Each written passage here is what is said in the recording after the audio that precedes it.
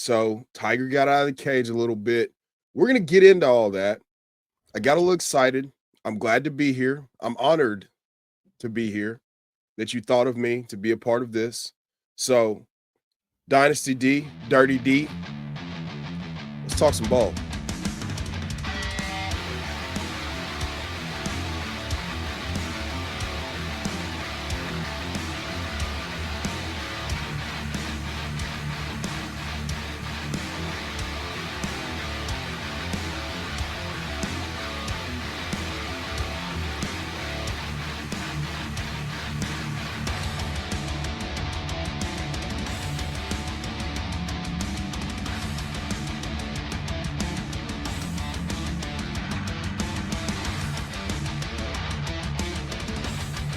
Man, that intro gets me every time. What is going on, guys? Welcome into episode number 1 of the 3 and D podcast. I am your host, Dynasty D. Follow me everywhere on X, social media, YouTube, wherever you find people that do content, all 22_FF. And I am joined, as always, maybe sometimes, by the legendary Ballknower himself. Hit him with it, Chef. Well, I'm here. I am the legendary Ballknower. That is my first and most preeminent title that most know me by. The legendary Ballknower, aka your favorite podcaster's favorite podcaster, aka Chev90, aka Chev Doer Sanders, aka co-host and co-founder of the Two Guys One Pod fantasy football podcast and the Dynasty Pulse, and also a rotating host on the FF Dynasty, and also a host of Titans Uncovered. So I go by many names, but the one that I prefer is legendary Ballknower. So we're here, and I want to talk some football. So let's get into it. Last season, 2024, we saw the veteran running back renaissance. Historically low injury rates and a bounce back with scoring like crazy. And I don't even think we made it to the Super Bowl before the 2025 class was coming in to take everybody's jobs. You know, we have coaches like Mike Shanahan, Kyle Shanahan, Jim Harbaugh, Sean McVay, bringing in the outside zone, heavy formations, just smash mouth football again. And I don't know about you, but it feels like 2016 again. So we're going to dive in here. We're going to look at some NFL trends. What the is outside zone anyways? Let the people know. So this is the play that was became infamous, basically going back as far as as far as my football watching knowledge goes, made famous by Terrell Davis and Mike Shanahan back in the day. So basically a running back takes and your aiming point to attack the defense is the C gap, the outside gap of your offensive tackle. And so the running back is aiming his shoulders towards that gap and stretching the defense horizontally with the hopes of either hitting that gap and creating an athleticism advantage and being able to hit it vertically, or the defense being stretched so horizontally that they can cut back and create and attack a different seam in the defense, be it B gap or A gap, because the defense is over pursuing, trying to cut off the running back from getting to the C gap, which is the initial aiming point.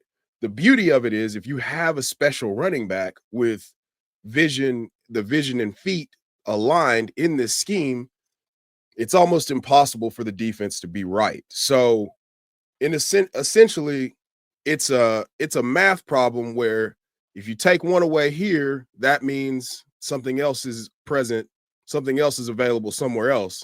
And it's the beauty, like the running back's job to work within the offensive line's framework and what their vision is allowing, and attacking the proper gap.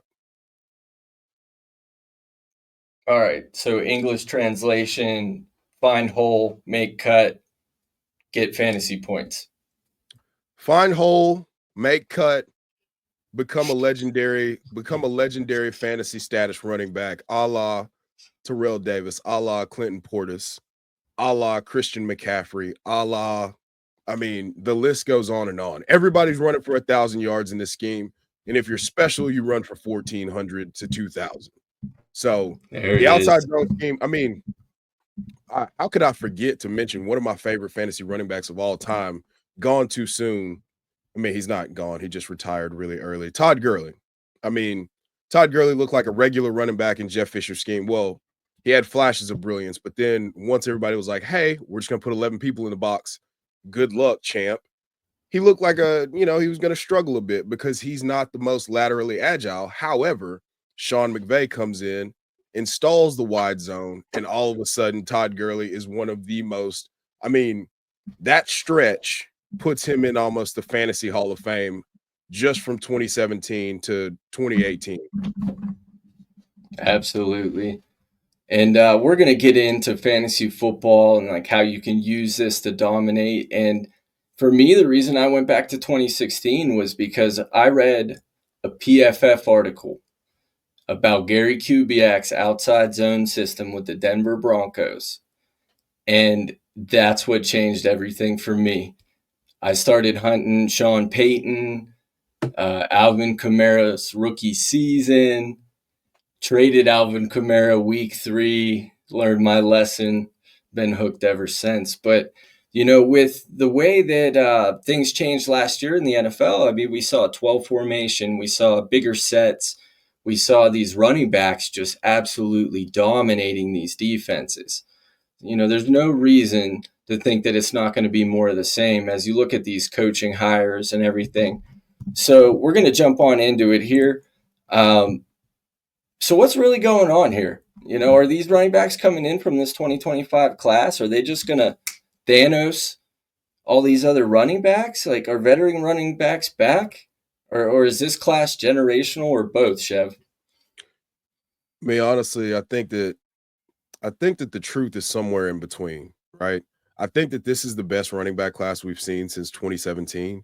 That class with Christian McCaffrey and Alvin Kamara and Joe Mixon and Dalvin Cook and Leonard Fournette. I mean, Leonard Fournette was the first running back drafted in that class. So I think that this class has potential How to be dare better. you forget Aaron Jones? How dare you? Listen. Aaron Jones was a twinkle in your dad's eye, son. Like, nobody was talking about UTEP Aaron Jones, as a potential, as one of the best running backs in this class. But this is how deep that class is, right? So you're talking about a guy that was a 5th round pick that inches his way to stardom. They took a running back in the class ahead of him in Jamal Williams. So nobody expected this outside of Aaron Jones and his family for him to have this type of success. And here we are, 8 or 9 years later, and he's on his 4th contract. And we're talking about him as one of the best running backs of a decade, right? So this class has potential to be that. Now, one thing my defensive coordinator used to always say, Alan Pavette, man, this little short dude with tiny hands that had Megan Fox thumbs all over him. He always used to say, nothing's as good as it seems, nothing's as bad as it seems, but somewhere in between, reality lies.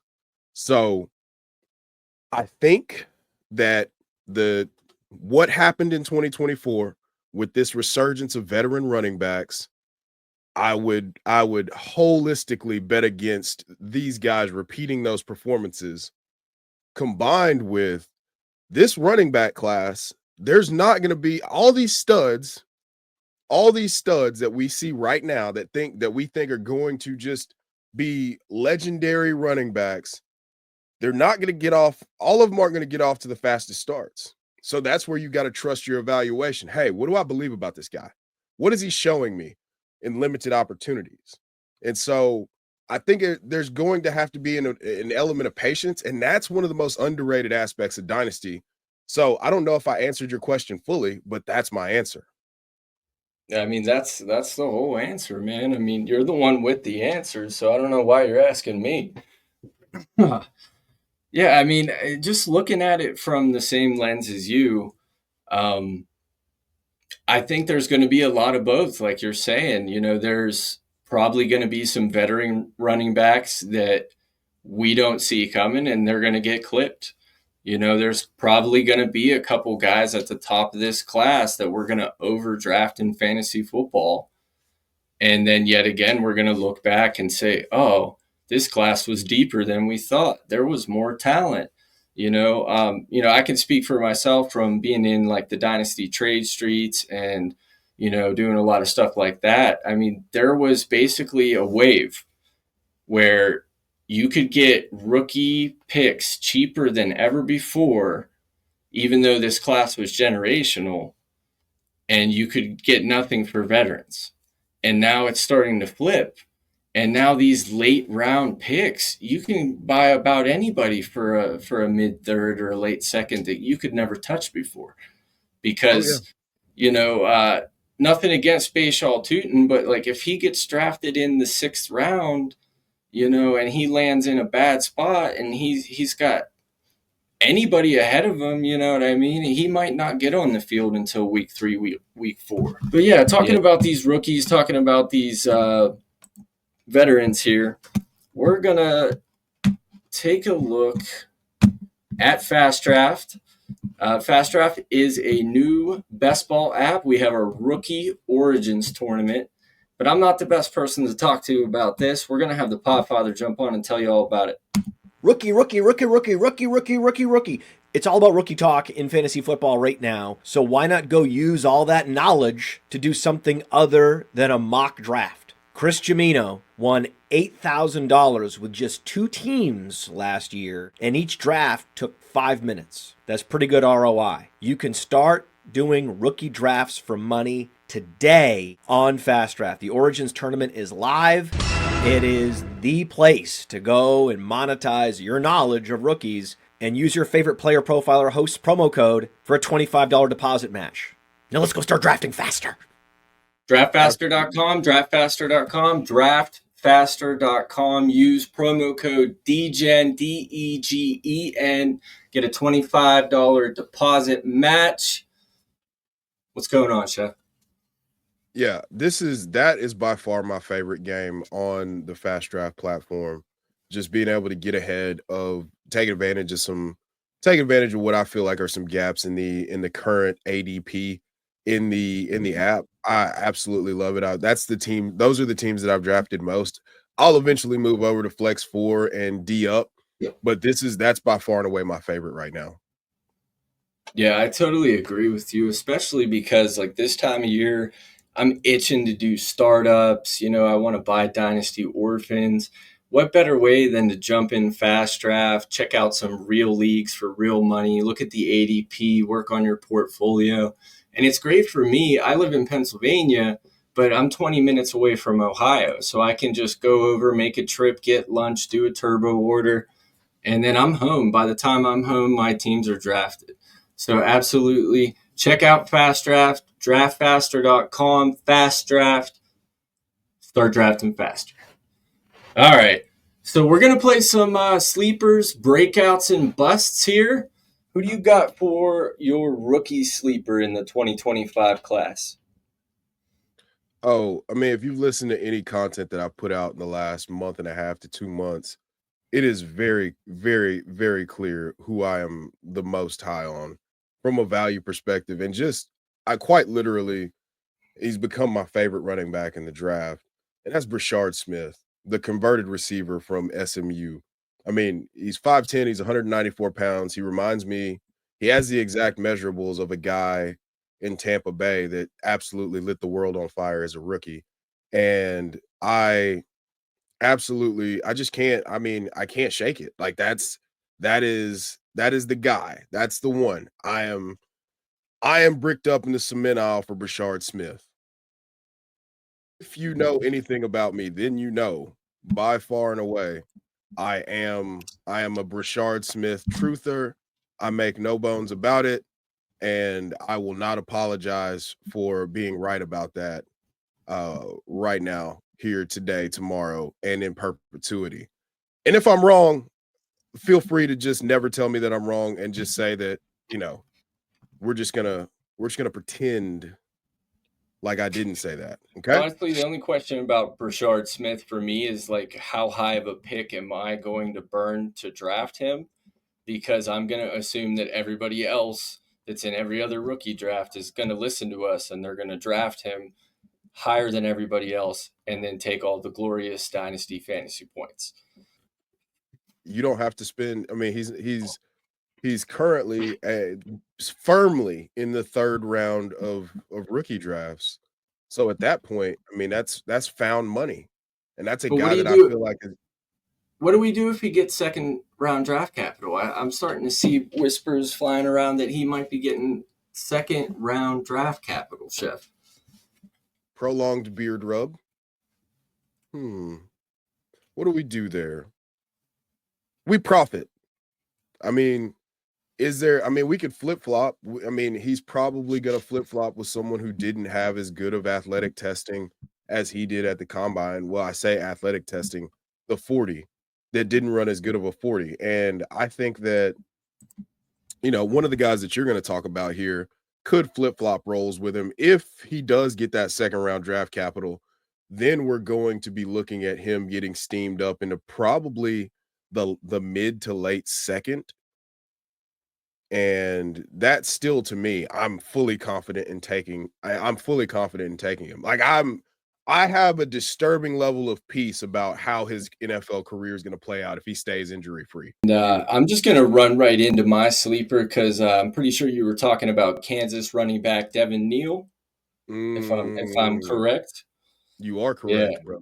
So, DEVIN NEAL is kind of an enigma in my mind, man. When I watch the tape, he is just all over the place. Like, he's Doug Martin with better hands. Like he can ride the line on that outside zone like we were talking about and just make a guy look like a fool, man. But then you look at his numbers, you look at his combine metrics, you look at his RAS, and it doesn't look like that on paper. And like I'm gonna have to really dig in here. I got a couple other guys coming on. But DEVIN NEAL to me seems like the guy. He gets drafted behind, Alvin Kamara, maybe a Kyron Williams, one of these guys that we think is secure, that we're not really worried about. And then everybody just starts to tank that value. His stock goes down. And then he's like a one injury away guy. It's almost like what we saw from Bucky last year. They gave him a little bit, they gave him a nibble, and then he just ran with it. And, I could see DEVIN NEAL just getting on the field, getting over a 60% snap share, and the coach is going to look around and say, why do we need to take this guy off the field? Our offense runs better. He can block in the backfield. He knows his assignments. He knows when to hug the line and peel off on the screens. His rubs don't look like, he's going out for a pass. The guy's got old man game. Like, he is a general on the field, like quarterback type vision. It's just I worry if that athleticism is going to translate. What do you think? I think that you can't double count things that you already knew. So we watched 3 years of him at Kansas, and we knew that he wasn't a burner. However, what you said is important. You said the old man game. One thing that I feel like is an underrated aspect of running back play is being able to make something out of nothing. And that's not necessarily to say like I make everything into a 70-yard touchdown like Saquon Barkley does, but Saquon's one of the freakiest athletes at the position that we've ever seen. DEVIN NEAL can create something. He can create a 5-yard run out of a negative EV offensive line play.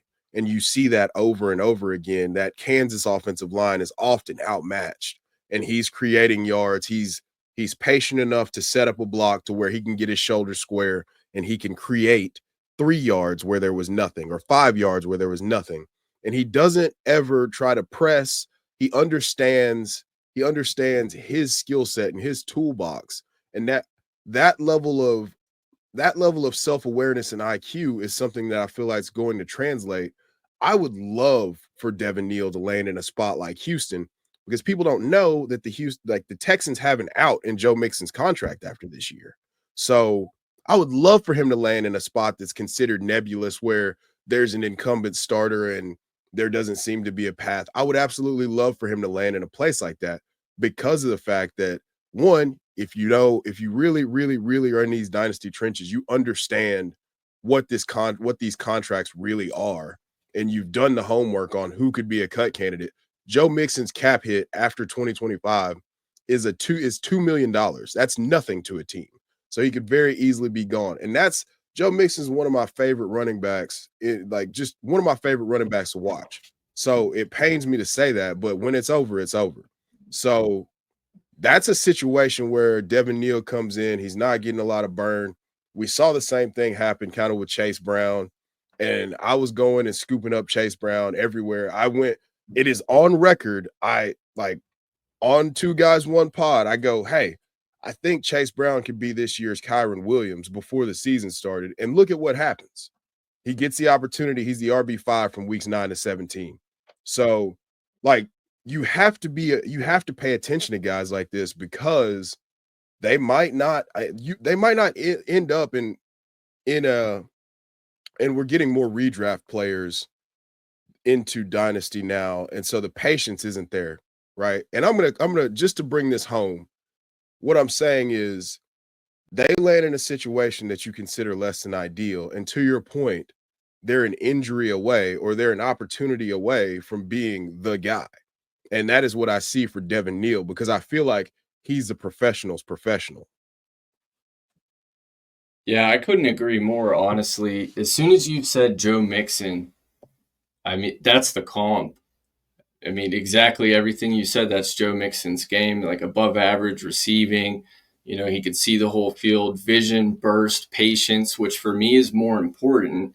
I try to remind myself that an explosive run in the NFL is only 15 yards. We're worried about a 40-yard dash, when in reality, that's like 2 plus 2.5 explosive plays.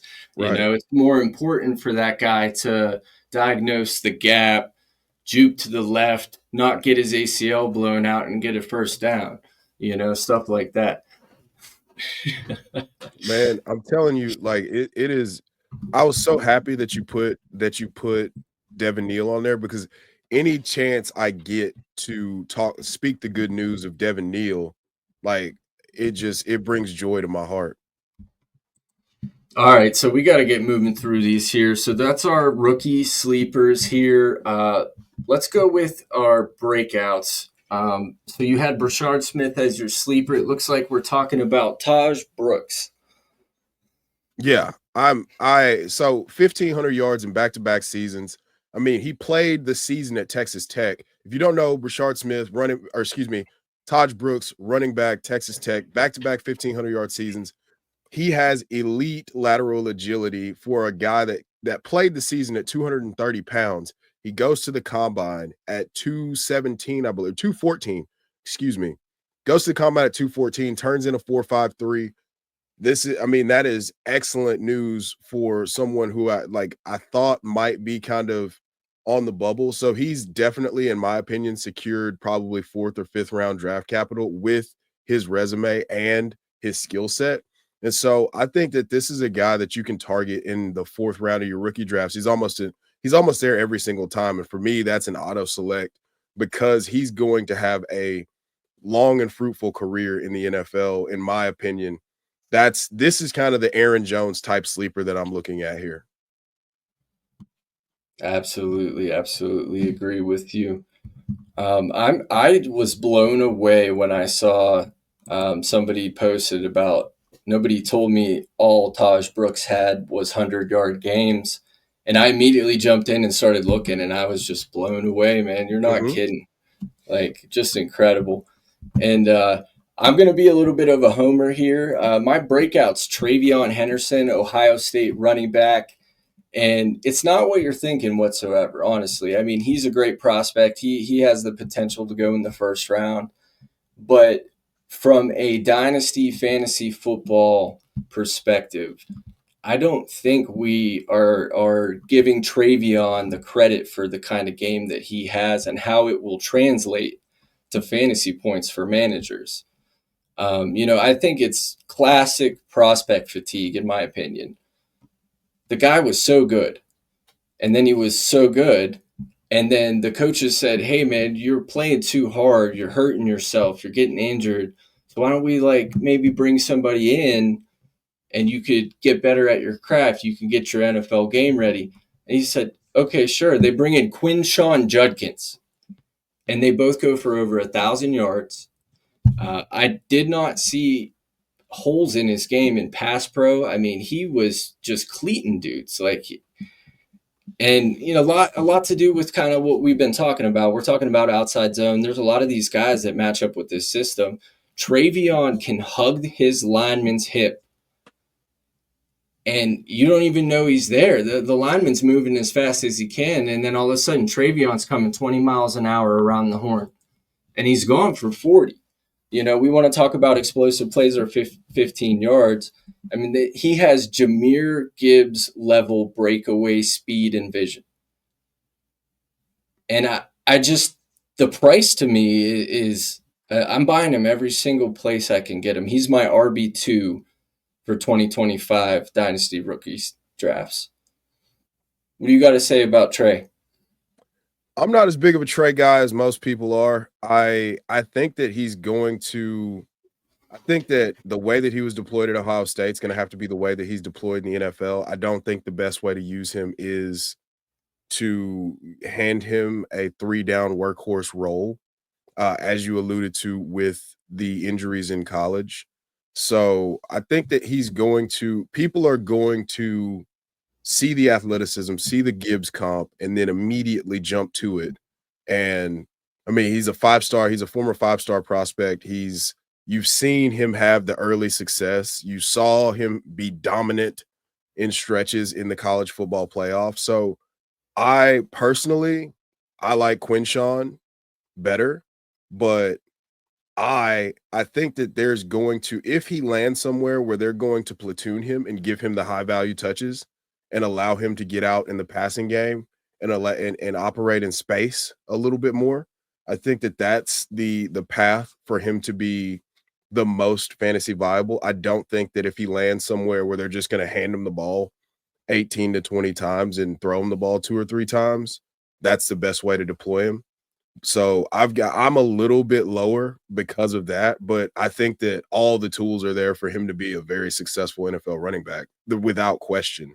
I just have questions about his durability if you just hand him the keys and say, you're the guy, you're my workhorse, here's 350 touches, let's see how it works out. So we're going to probably want to see him land in more of a 2-back wide zone system, hopefully pair him with a grinder, a la like David Montgomery or something like that. Yeah, you could. I mean, let's say he lands in Chicago. They've got pick 39, pick 41. There's the tea leaves are saying that he's going to go in the first round. I mean, it would be really gross, but if he landed in a situation like Tampa Bay, Rachaad White's gone after this year. I mean, you're going to the back end of the first round. What does he do if he lands in Baltimore with Derrick Henry? And he's just his skill set and his athleticism dwarf Justice Hill's. So he could potentially be in that role, just occupying third downs and being able to hit home runs. So there's a few landing spots where I would be higher on him, but I don't think that the path for his best fantasy outcome is to just hand him the keys to a backfield and give him 350 touches.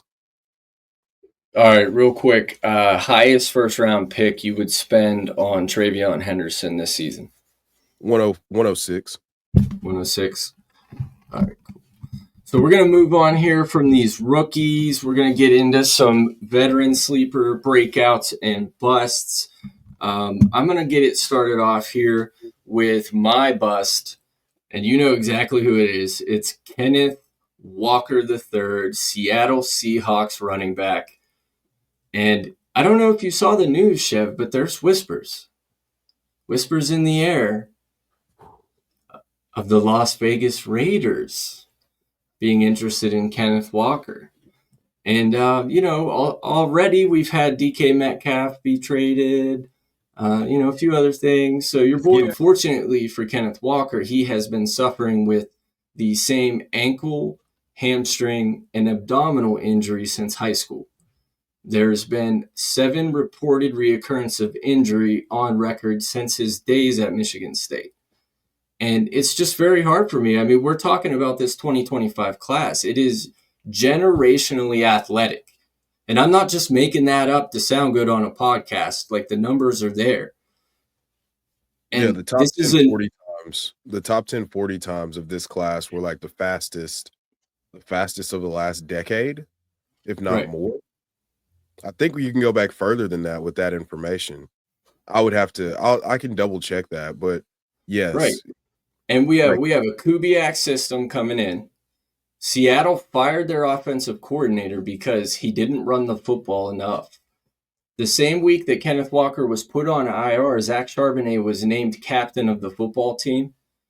And if you go back and look at it, in any game that Kenneth Walker played over 60% of snaps, he got injured the next game. If you look at ZACH Charbonnet, any game that he played over 70% of snaps, he was an RB1. I just can't see a real NFL GM and coach who have not drafted their own running back take a look at this 2025 class and say, nah, I'm good. We'll pass. You know, especially when you have Clint Kubiak coming in, whose dad essentially brought back the outside zone the last time it came back, you know, and now we're here again. So who do you got here for your veterans, your veteran bust, Chev? My veteran bust is going to be ISIAH PACHECO. Yeah. So we're looking at him in the fourth year of his rookie contract. He's a 7th round draft pick. He has represented himself very admirably prior. Yeah, my tongue got stuck to the roof of my mouth there. I was trying to say admirably prior. That's what happened. It's hard to come up with stuff to talk about a 7th round pick. Go ahead. So, I mean, he's represented himself well throughout his career. Last year, though, when he comes back from the broken fibula, the broken leg, rather, he comes back and he's in a timeshare with Kareem Hunt, and Kareem Hunt very clearly outperformed him. And that's not saying much because Kareem Hunt averaged 3.6 yards a carry. The Chiefs' run game was not notable to speak of. And could he absolutely come back and be the 4.3 yards per carry guy and the workhorse that he was presenting himself to be in the first 2 weeks of the season this year, and then previously in 2023, over the back half of the season? Absolutely.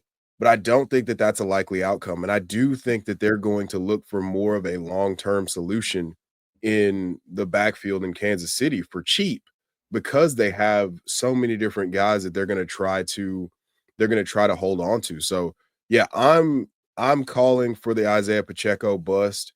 Now, is he going to be terrible this year? I'm not saying he's going to be terrible. I'm saying that I think that the Chiefs are going to move completely away. The usage patterns from last year, post his return from the leg injury, are going to be very similar to what they were in 2025. Well, excuse me, in 2024, the usage patterns will continue, and that makes him almost unusable. And you have the contract uncertainty of, and do the Chiefs really want to commit to a running back long term?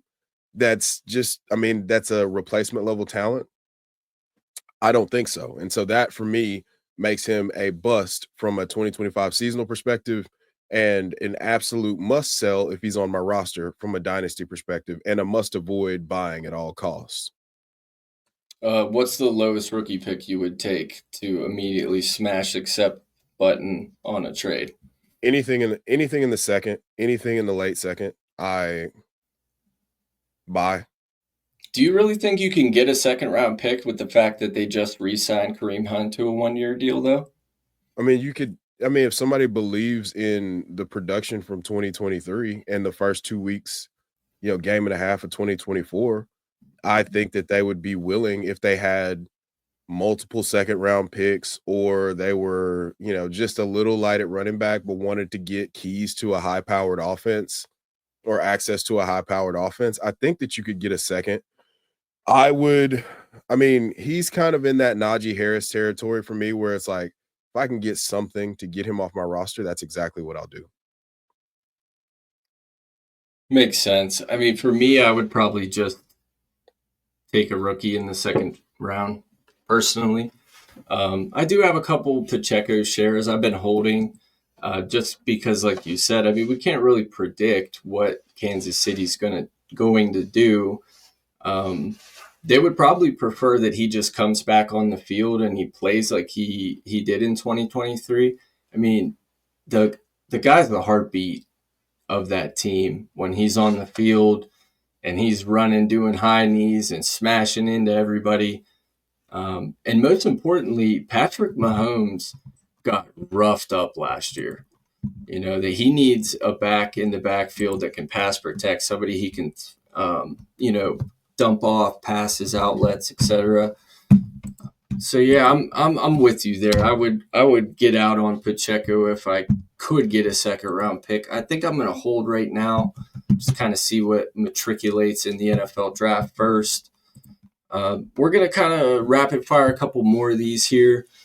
Can you hit us with your veteran running back sleeper and your veteran running back breakout, Chev?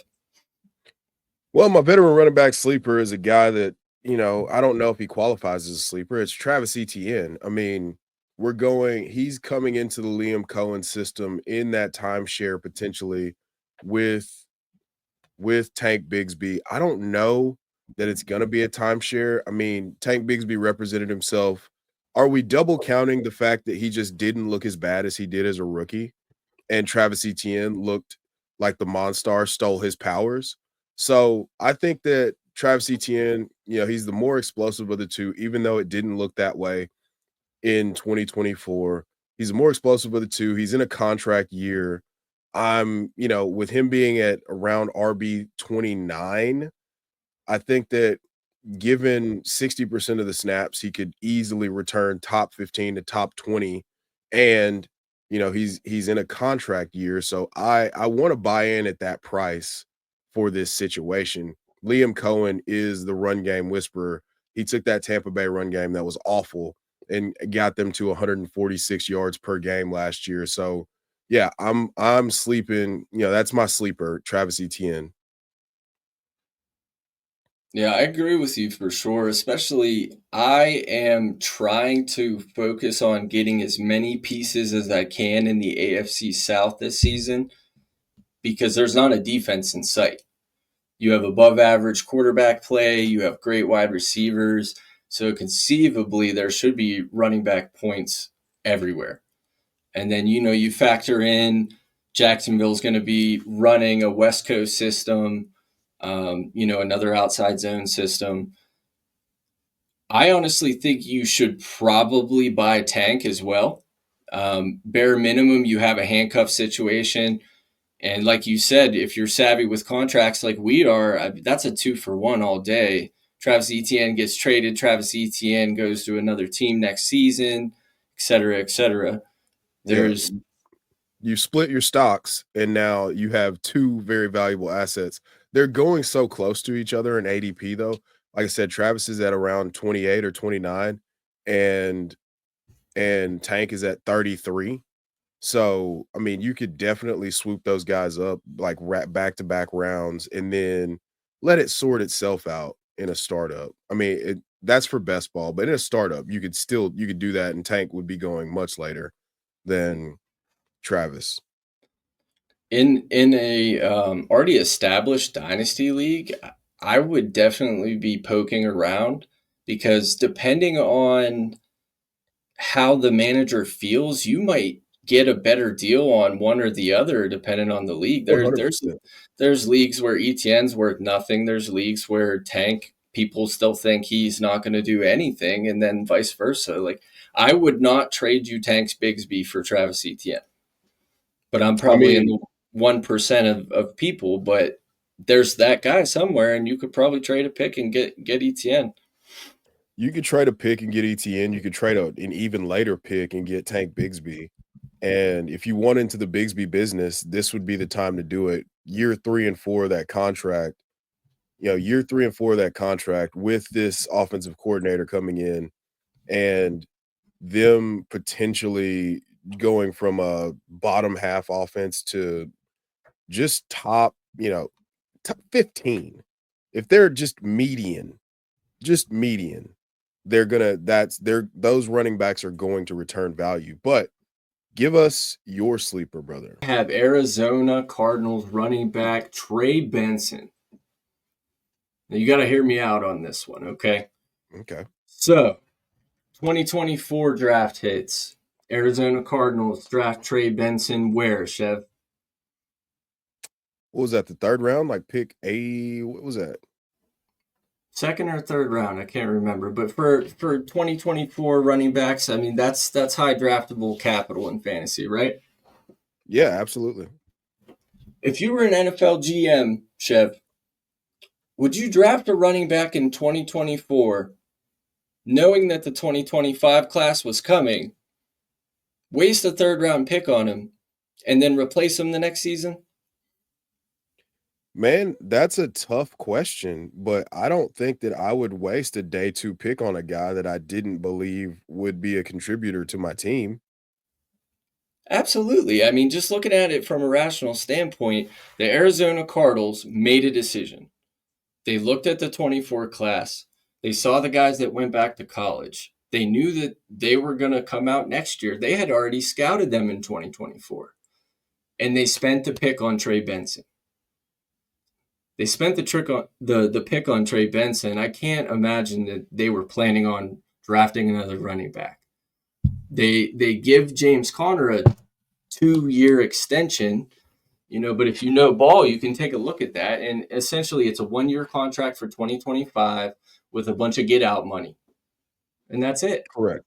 So they drafted Benson. They brought him in. They watched him develop. Conner stayed healthy.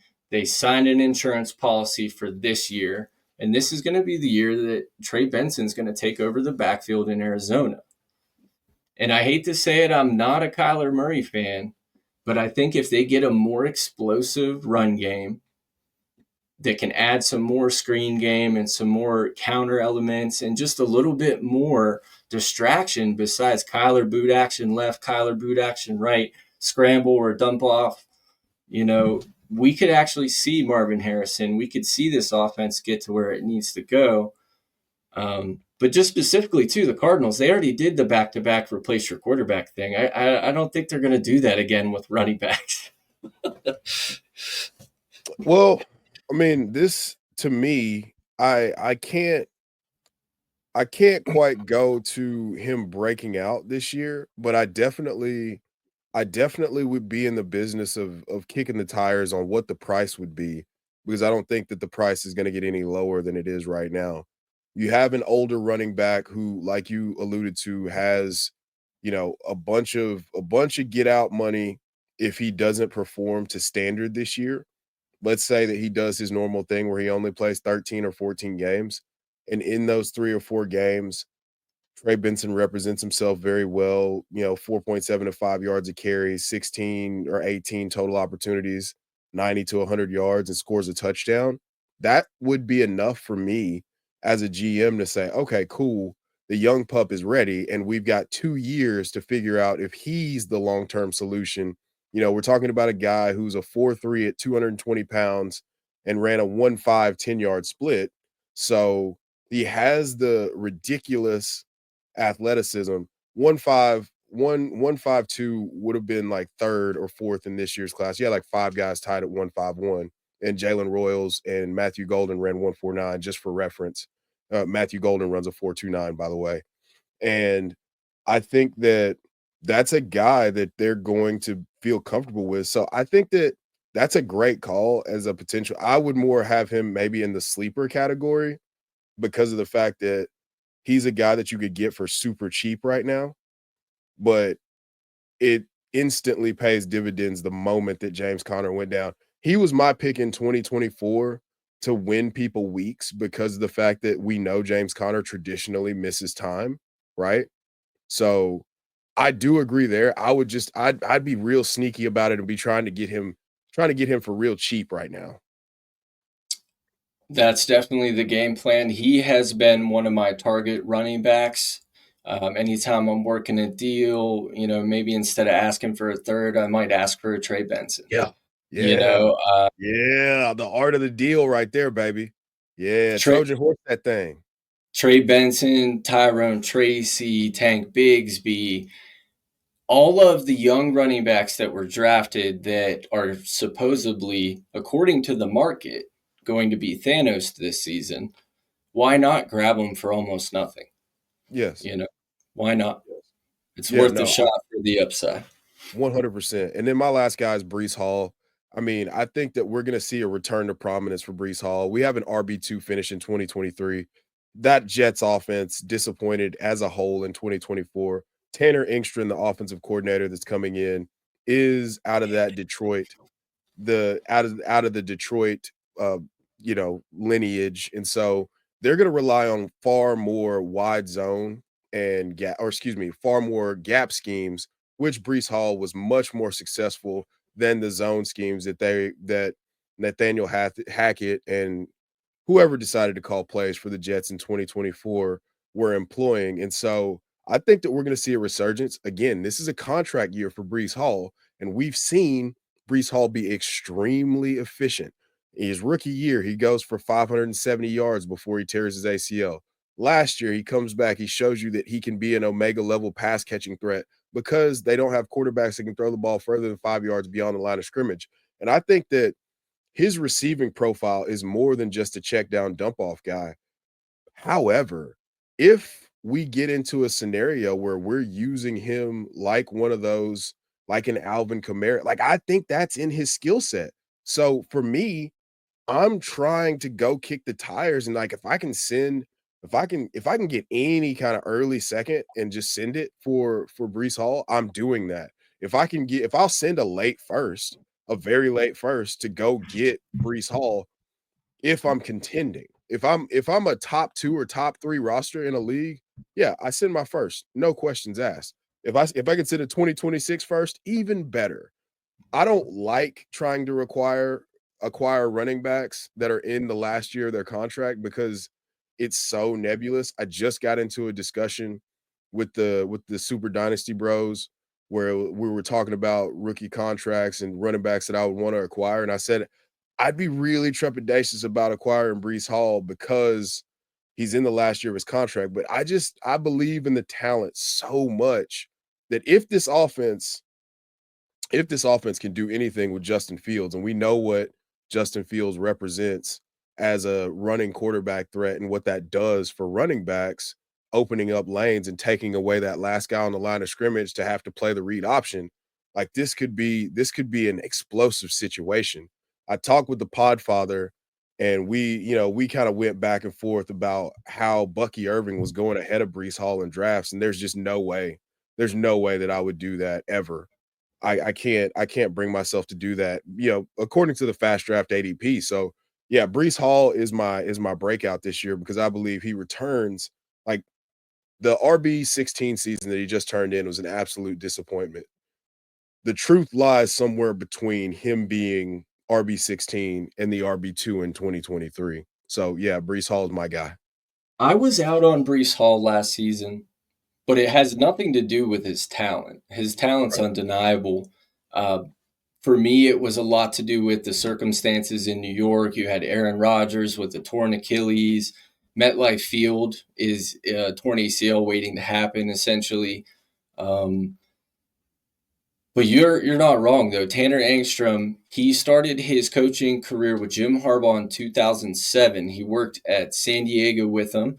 He was also on the 2014 San Francisco 49ers, excuse me, 2014 San Francisco 49ers offense. Vernon Davis, Frank Gore, Mhm. Colin Kaepernick, Michael Crabtree. I'm missing a receiver though, but they're going to run the outside zone West Coast. And that's going to work for Breece because he can make that one cut and he can go. The only thing that I'm worried about in that situation that gives me a little pause is if we see them run the grinder first, a la the Detroit Lions, where you're seeing Braylon Allen on the field first, and then you're seeing Breece coming in as that change of pace. Now if it's a 50-50 split, if it's a 60-40, that's one thing. But I could really see with Justin Fields being a rushing quarterback with the limited skill position players, there might not be as many touchdowns to go around on the ground as we think. So that's really just the only thing that's got me a little cautious on Breece Hall. Yeah, that's fair. I mean, Breece Hall played 72% of the snaps last year. So I'm really looking at that as, we saw some crazy touchdown efficiency from Braylon Allen at the beginning of the year. And that could be their insurance plan in the event that they don't plan on re-signing Breece Hall. But I am fully expecting a resurgence for Breece Hall this year. And that's why I'm less worried about Braylon Allen. I mean, like I said, 72% snap share. That's outstanding. And the skill sets, I mean, what is Braylon Allen even in the same realm, if we're being totally honest? He's not, but Jamal Williams fell in the end zone 20 times in an outside zone offense too. Well, he was getting all the goal line carries, and DeAndre Swift was his cohort. I think that Right. could be a little bit different. I don't know how good this offense is. And I'm not saying it's from a talent perspective, I'm not saying it's apples to apples. I'm just saying from a scheme. So from them installing the scheme, putting it together and trying to keep it simple at first, I could see maybe in the beginning of a season where Allen is just vulturing, or Fields even, between Fields and even just a potential of Braylon Allen, it could really shave off a lot of points off the top of his ceiling. But like you said, I mean, if you said the sentence, you can buy Breece Hall for a second round pick, and that was factual information. So if that's possible, you should probably go do it. So all right, we're gonna wrap this up here. So one last thing, Sheb, before we get you out of here. If you could pick one moment that you could look back on in your life, football, fantasy football, why did you catch the bug? What got you here, Chef? Tell the people. So real football, I was 6 years old. I hadn't played any organized sport. I just used to play in my neighborhood all the time, and I was like, I'm going to be a professional athlete when I grow up. And so from that moment forward, that was just kind of burned into my brain. And I ended up, having a pretty successful high school career, having a pretty successful college career, and then playing a little arena football. So I got to scratch the professional itch, not at the highest level, but that was that. And then in college, a buddy of mine introduced me to fantasy football. This is 2007. And I ended up drafting Maurice Jones-Drew with my first pick that year, and my team sucked. And I just couldn't, I was like, this can't stand. There has to be a way to get better at this. And that was where the bug took hold. And here we are, almost 18 years later. It'll be 18 years this fall. And I can't quit it. It's just, now that I don't play the game and coach the game anymore, it is just something that it's like, that's how I get my fix. And I could do this. I mean, much like golf, you can play fantasy football as long as you're able to be just, you don't even have to be ambulatory like you do with golf. You can just, as long as you have hands to hit buttons, you can play fantasy football. So that's what I plan on doing until, until I'm on the wrong side of the dirt. Everybody always asks, who is the legendary ball knower? But we want to know, how is the legendary ball knower? And what work are you most passionate about in the fantasy football space?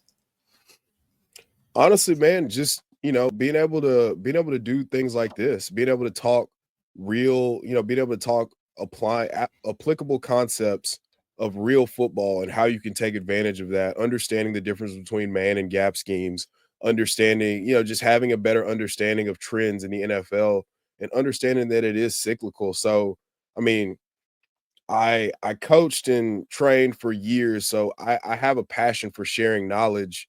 So anything that allows me to refine my own process and talk through those things, and being able to, being able to discuss with like-minded people is what I'm most passionate about. I don't know if that answers the question in the manner in which you want it answered, but if you're asking me what my favorite format of fantasy football is, it's Dynasty. If you're asking me what I'm most passionate about in the fantasy football space, it's being able to make content, that's actionable, that helps people refine their thought processes and become a good player. And having people listen to us is just a benefit. Absolutely, man. It was so awesome to have you on for the first episode here. And as always, guys, make sure you like the video. Make sure you subscribe to the Player Profiler Now YouTube page. And make sure you come back next week. Tap in so we can help you prevent the punt on your Dynasty season.